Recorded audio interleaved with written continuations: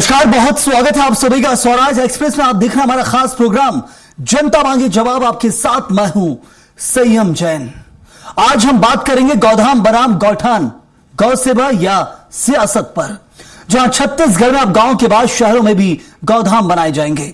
सरकार का दावा है कि इससे आवारा और निराश्रित मवेशियों की समस्या का समाधान होगा, लेकिन इस फैसले ने एक बार फिर गौठान बनाम गौधाम की राजनीति की जहां तेज कर दिया है। कांग्रेस अपनी गौठान योजना को पशुधन संरक्षण का सफल मॉडल बता रही है, जबकि बीजेपी उसी योजना को कथित घोटालों और भ्रष्टाचार का प्रतीक बता रही है।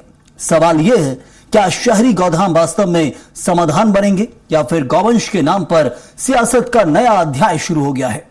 पहले रिपोर्ट देखिए आप।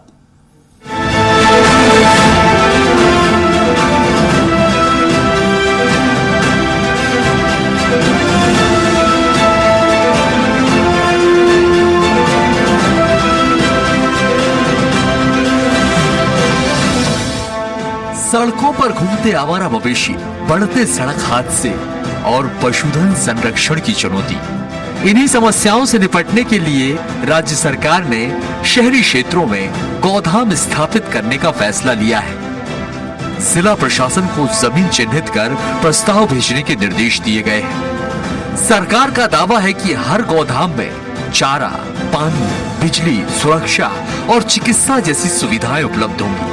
करीब 200 गौवंश की क्षमता वाले इन गौधामों के जरिए शहरों और राष्ट्रीय राजमार्गों पर घूमने वाले मवेशियों को सुरक्षित आश्रय देने की योजना है। सरकार की नई पहल के साथ ही कांग्रेस ने अपनी पुरानी गौठान यानी गोधन न्याय योजना का मुद्दा फिर उठा दिया है। कांग्रेस का कहना है कि गौठान केवल पशुधन संरक्षण नहीं, बल्कि ग्रामीण अर्थव्यवस्था को मजबूत करने का मॉडल था। कांग्रेस आरोप लगा रही है कि बीजेपी सरकार ने राजनीतिक कारणों से एक सफल योजना को बंद कर दिया। पार्टी का दावा है कि अगर कहीं कमियां थी तो सुधार किया जा सकता था, लेकिन पूरी व्यवस्था खत्म कर दी गई। गौवंश को सुरक्षित और उसको स्वस्थ करने का काम भारतीय जनता पार्टी का कभी नहीं रहा। अगर ये रहता तो भारतीय जनता पार्टी जो गौठान कांग्रेस पार्टी ने बनाया था उसका नाम चेंज कर देती। वो तो योजनाओं का नाम चेंज करने में माहिर है। और वहीं कांग्रेस के आरोपों पर बीजेपी पलटवार कर रही है। बीजेपी नेताओं का कहना है कि गोधन न्याय योजना कागजों में ज्यादा और जमीन पर कम दिखाई दी। गोबर खरीदी, वर्मी कंपोस्ट और रखरखाव में करोड़ों रुपए की वित्तीय अनियमितताओं के आरोप लगे। बीजेपी का दावा है कि उनकी सरकार दिखावटी योजनाओं के बजाय स्थायी और परिणाम देने वाली व्यवस्था पर काम कर रही है। बीजेपी यह भी कह रही है कि गौवंश संरक्षण केवल घोषणा से नहीं, बल्कि धरातल पर प्रभावी प्रबंधन से होगा।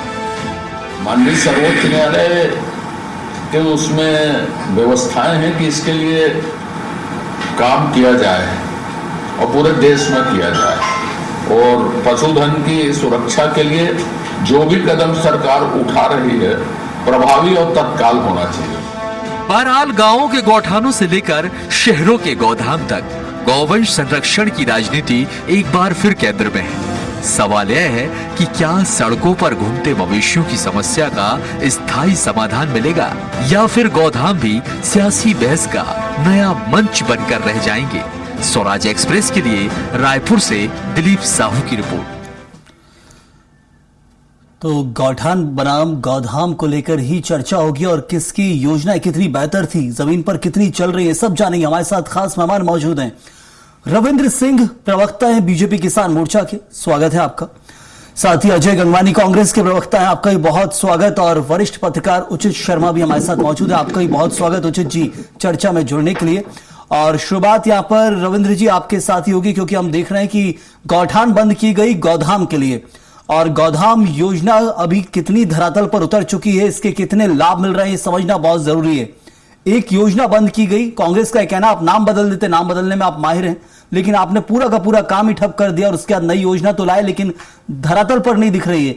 गाय कितनी संरक्षित हैं, सड़कों पर आवारा पशुओं की मौत हो रही है, इसको लेकर हाईकोर्ट तक ने संज्ञान लिया है। कहां देखते हैं अपनी योजना को?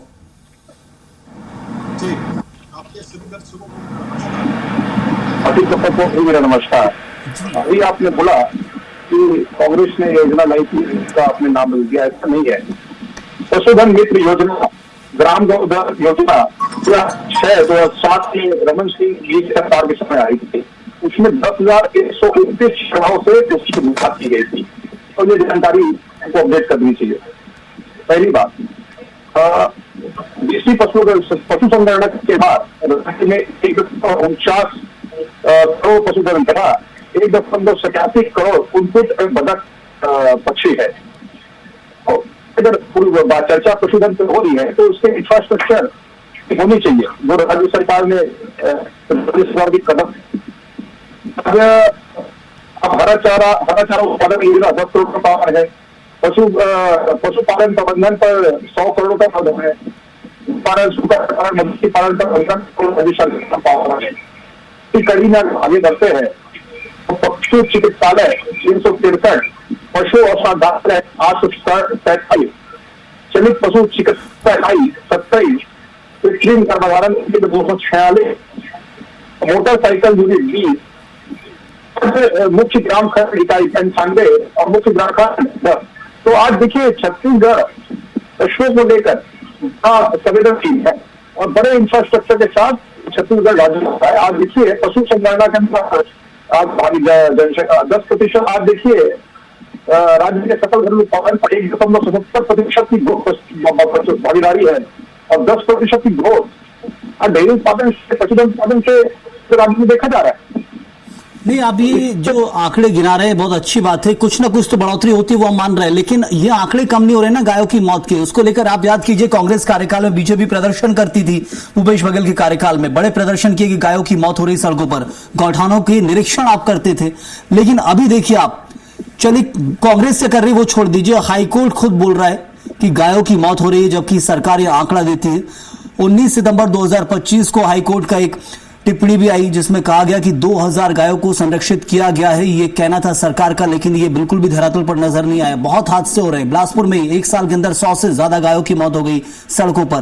तो इसको लेकर सवाल पूछे जा रहे हैं कि आखिर क्या इस जमीनी स्तर पर सरकार अभी भी पूरी तरह से अंकुश नहीं लगा पा रही है?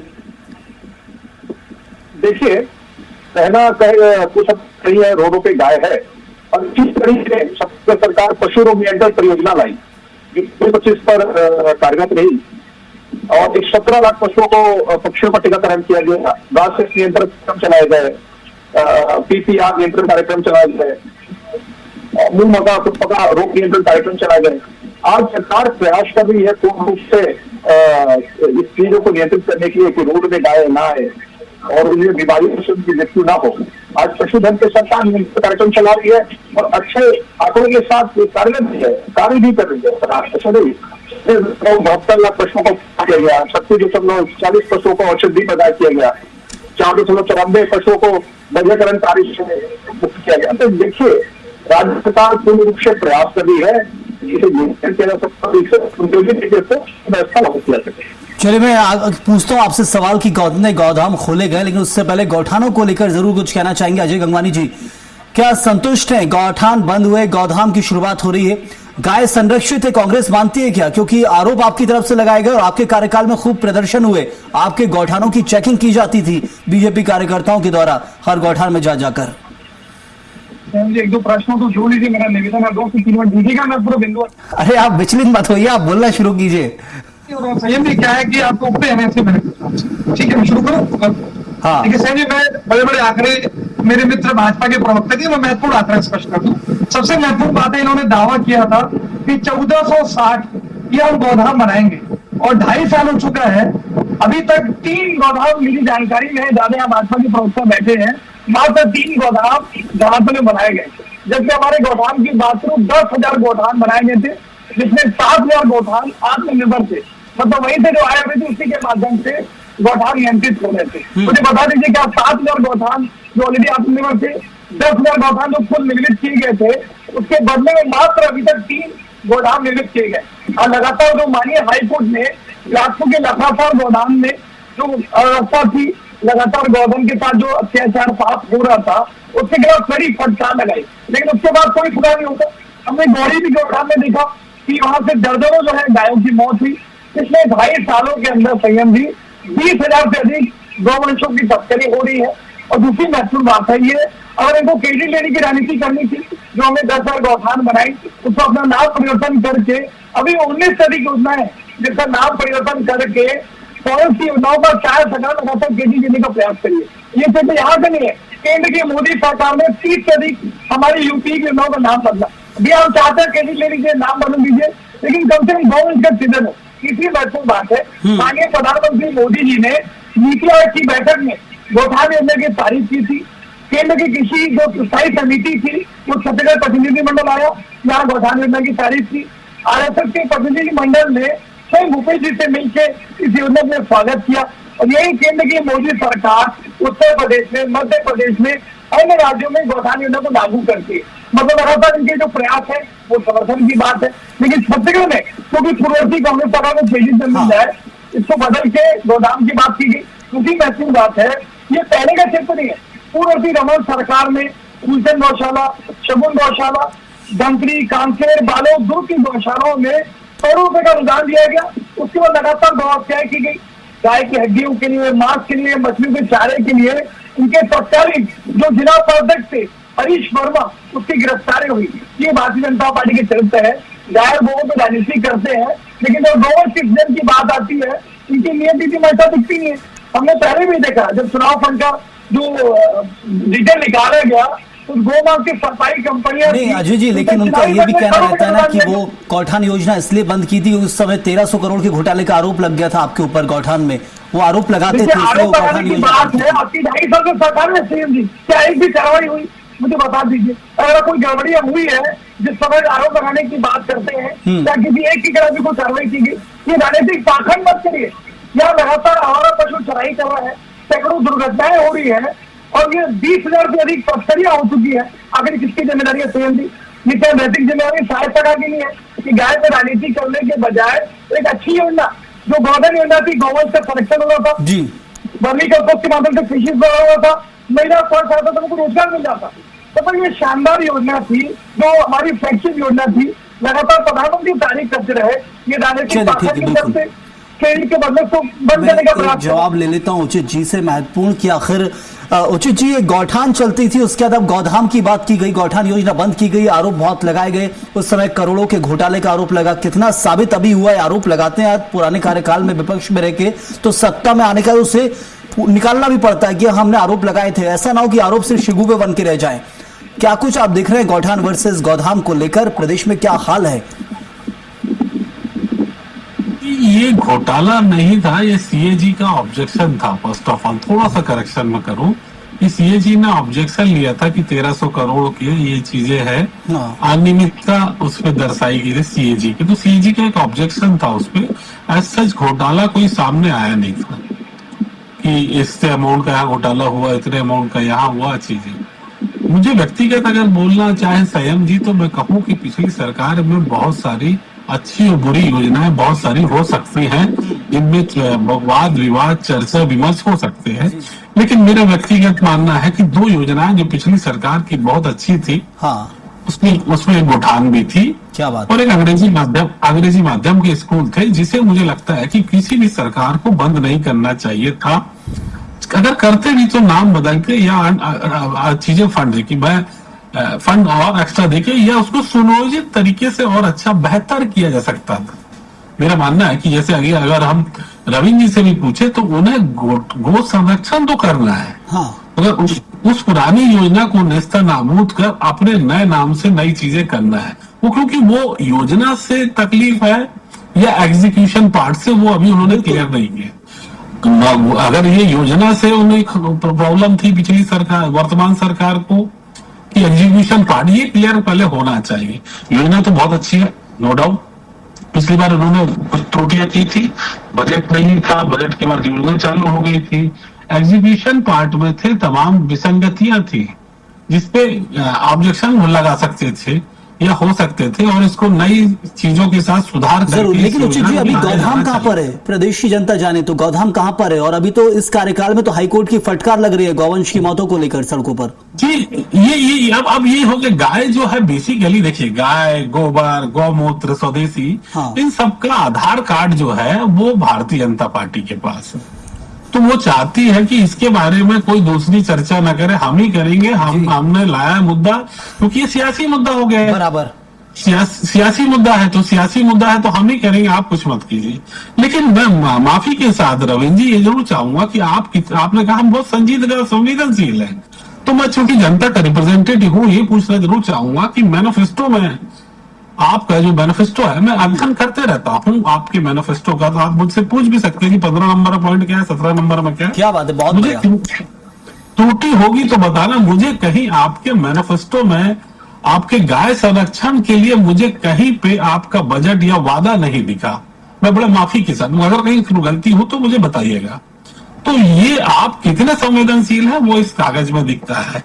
अब चूंकि वो योजना थी और योजना को अच्छे बजट के साथ और अच्छी बेहतरी एग्जीक्यूशन पार्ट के साथ जिसके लिए भाजपा जानी जाती है वो कर सकती थी, मगर अभी जो है अभी तक कुछ उस पर हुआ नहीं है।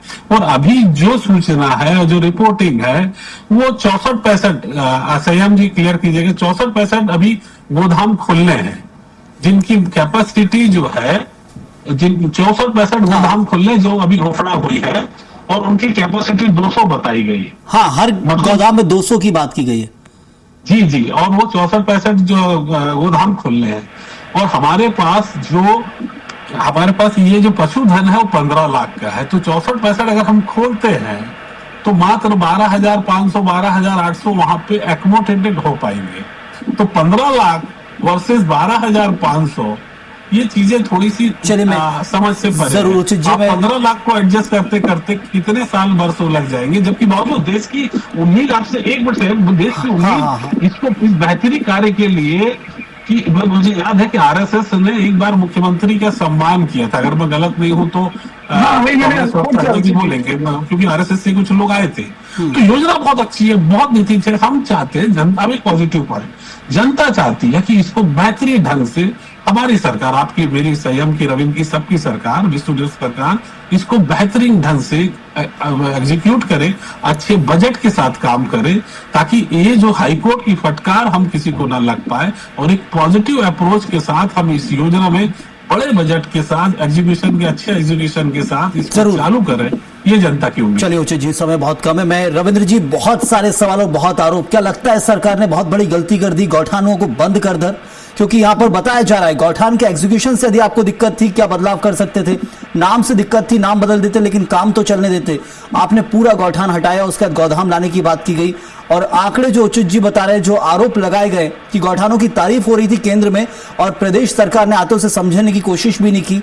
क्या लगता है कि बड़ी गलती की है गौठानों को लेकर सरकार ने? देखिए, मैं क्रमबद्ध तरीके से जवाब देता हूँ। पहली बात तो पशुधन को लेकर या गायों को लेकर हमारी सरकार शुरू से रही है। जैसे कि मैंने शुरुआत में बोला कि रमन सिंह जी के समय, पूर्व मुख्यमंत्री जी के समय है, ये पशुधन योजना, ग्रामोत्थान योजना, ये आ चुकी है 6-7 में। नाम बदलने का काम तो कांग्रेस ने किया है, और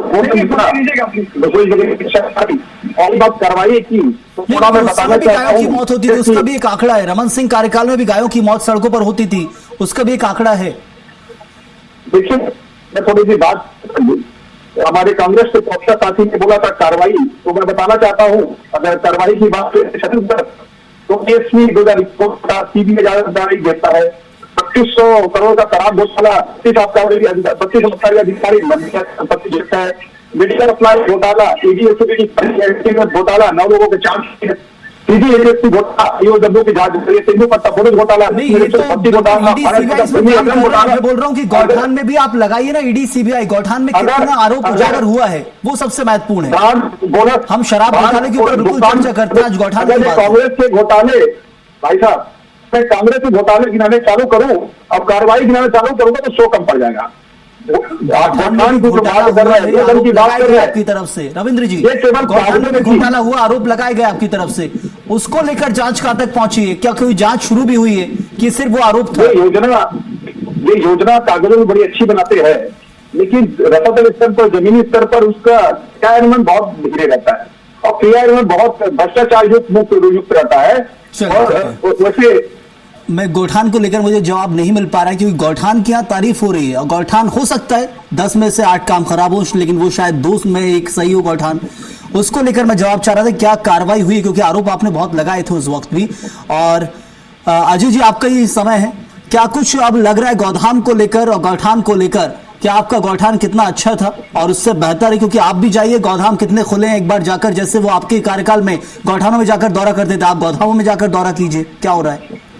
सही नहीं, मैं देखिए बहुत महत्वपूर्ण बात है। उचित दिन एक आंकड़ा दिया, मैं आपको उस आंकड़े को कंप्लीट करना चाहता हूँ। छत्तीसगढ़ में कुल 15 लाख पशुधन है और विधानसभा में एक प्रश्न के जवाब में शायद सरकार ने स्वीकार किया था कि छत्तीसगढ़ में 1,84,993 मतलब लगभग 1,85,000 जो है वो गुमंतु पशु है जो रोड पे घूम रहे हैं। जबकि इन्होंने पहले 36 गौधाम की मंजूरी की बात की थी, मात्र 3 गौधाम बनाए गए हैं। और अगर कुल आंकड़े की बात करेंगे तो 3 के साथ 600 मतलब 1,84,000 आवारा पशुओं की कोई व्यवस्था नहीं है। ये दिखता है इनकी नीति मंशा। दूसरी महत्वपूर्ण बात, लगातार गवर्नमेंट पे राजनीति करने वाली भारतीय जनता पार्टी ने सबसे बड़ी जो बीच निर्माता कंपनी है अनाना ग्रुप से 30 करोड़ रुपए का चंदा लिया। मतलब एक तरफ ये गवर्नमेंट पे राजनीति करती है, दूसरी तरफ बीच निर्माता कंपनी से 30 करोड़ रुपए का चंदा लेती है। दूसरी महत्वपूर्ण बात है, गौधाम में प्रति पशु के लिए संयंत्र मात्र 10 रुपए निर्धारित किया गया। मुझे बता दीजिए क्या संभव है एक पशु को 10 रुपए में भरपेट खाना खिलाया जा सकता है? क्या संभव ही नहीं है। 1,40,000 पशु के लिए जो बजट के प्रावधान होना चाहिए था उसका 1/100 भी नहीं किया गया। मतलब दिखता है कि जो है फाइलों में सिर्फ मौसम गुलाबी है, इनकी नियत नीति मंशा किसी प्रकार से गवर्नमेंट सृजन की नहीं है। दूसरी महत्वपूर्ण बात है, कानून और संविधान का सबसे बड़ा रक्षक है माननीय हाईकोर्ट बिलासपुर। स्पष्ट रूप से 2 मामलों में, एक तो लगातार जो आवारा पशुगण जो लगातार, पहली बात बिलासपुर की लगातार गौठान में जो लगातार मौतें, वो दूसरी, तीसरा गौठी के गौठान में दर्जनों गायों की मौत हो। 3 मामलों में माननीय हाईकोर्ट ने शायद सरकार को फटकार लगाई कि और पशु की व्यवस्था करिए जो टारगेटेड रूप से पूर्व सरकार को क्रेडिट न मिले। 10,000 गौठाने जहाँ लाखों गायों की रहने की सुविधा थी, लगभग 3 लाख एकड़ जो भूमि संरक्षित की गई थी, आखिर वो किसके पास जा रही है? क्यों राजनीति के चलते गौवंश को सड़कों पर भड़कने किया जा रहा है? किसानों का नुकसान।